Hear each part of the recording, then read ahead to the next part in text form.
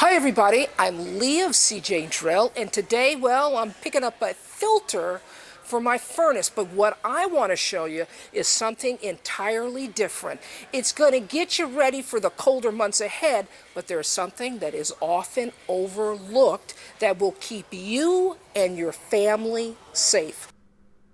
So what is it? Well, it's this.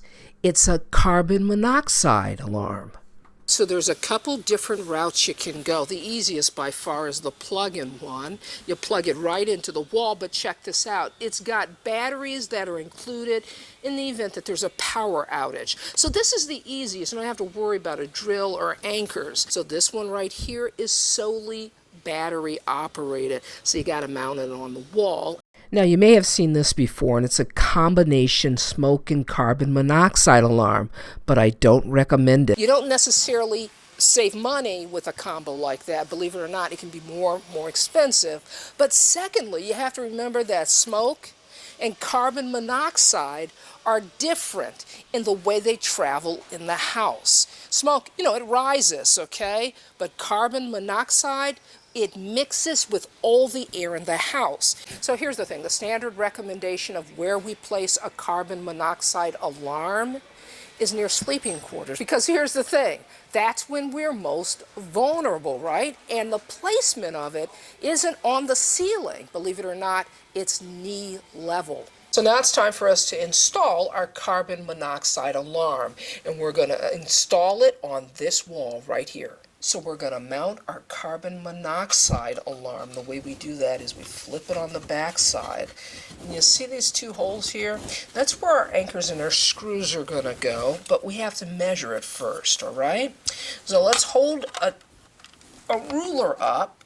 Okay, so what that tells me is those two holes are 2.5 inches apart. So let's mark our wall here. Now we're going to make a mark right here. All right, just a small mark, and then we're going to come over to the 2.5 inch mark, and we're going to make a small mark right there.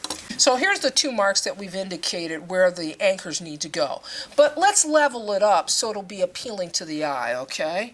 So let's just make certain. I got a little torpedo level here. So there we are. Our two marks are level. That doesn't usually happen where I'm right on the money, but I am. So let's remove the level. Now, if you don't have a stud finder, just do a little light tapping. Now, right here, that has a real hollow ring to it, so we know that we're good to go if we're going to knock the wall to find out where there's a stud. Over here, I know that there is wood, so I want you to listen to the difference. It's very dull. It doesn't really ring like over here. Now, to be perfectly certain, you really want to use a stud finder. So I know I don't have any studs there, okay, because I've already checked. And if I move my stud finder across, oh, there I go. My stud is right here. So I've got my drill driver here with a spiral bit. That's all you need. Now I'm going to drill 2 holes. There's one. Okay, now let's drill our second hole. Here we go. So here are our anchors. We have 2. I'm holding them against my hand because they're white and they'll just blend in here.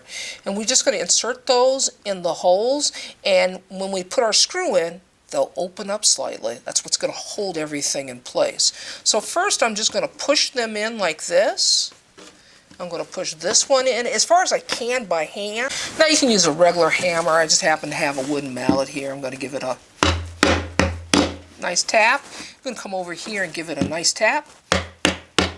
Now that we have both anchors in, now it's time to install our screws. Now this is a Phillips. What I've done is I've removed my spiral bit. I've got a Phillips bit here.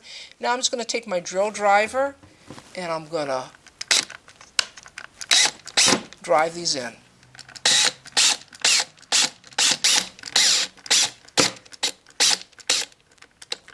Now, it's really important not to go all the way in. You want them sticking out proud a little bit.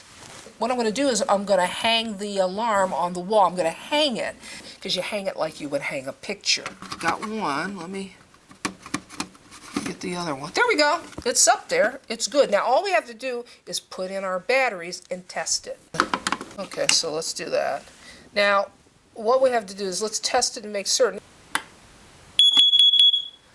This is Leah saying you can do this. See you next time.